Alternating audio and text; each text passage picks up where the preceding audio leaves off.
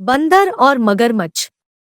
एक घना जंगल था। उस जंगल के बीचों बीच एक बहुत बड़ा तालाब था। तालाब के चारों ओर बहुत सारे फलों के पेड़ लगे हुए थे। उनमें से एक जामुन के पेड़ पर बंदर रहता था। एक दिन एक मगरमच्छ खाने की तलाश में घूम रहा था।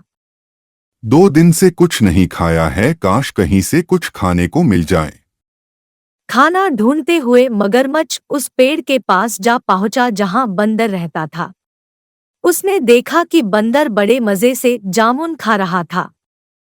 बंदर भैया, तुम ये क्या खा रहे हो? जरा मुझे भी खिलाओगे?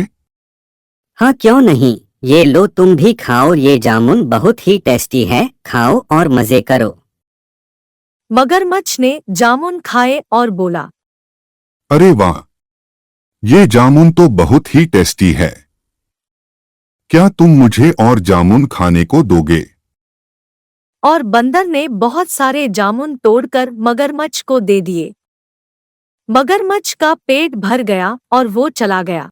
इसी तरह मगरमच्छ डेली आता और बंदर उसे जामुन खिलाता। दोनों में अच्छी फ्रेंडशिप हो गई और दोनों अच्छे दोस्त बन गए। बंदर पेड़ से मीठे और स्वादिष्ट फल खाता था और साथ ही अपने दोस्त मगरमच्छ को भी देता था। बंदर अपने दोस्त मगरमच्छ का खास ख्याल रखता और मगरमच्छ भी उसे अपनी पीठ पर बैठाकर पूरे तालाब में घुमाता था। दिन निकलते गए और दोनों की दोस्ती गहरी होती गई।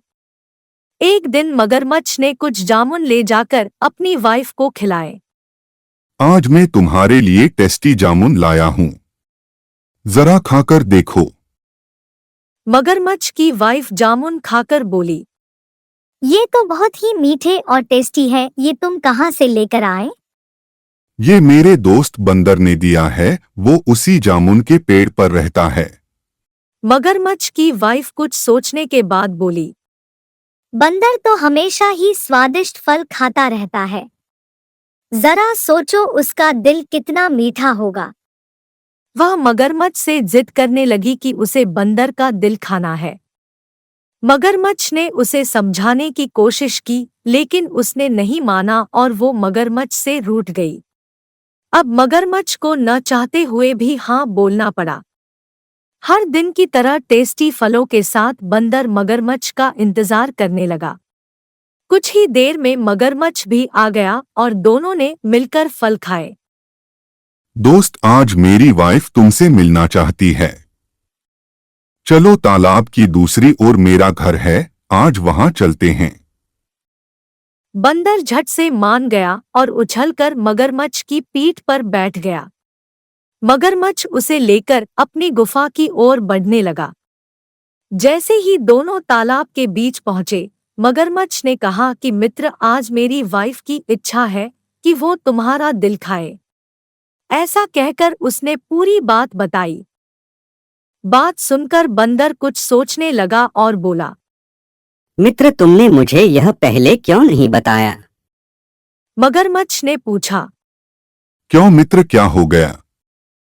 मैं अपना दिल तो पेड़ पर ही छोड़ आया हूँ।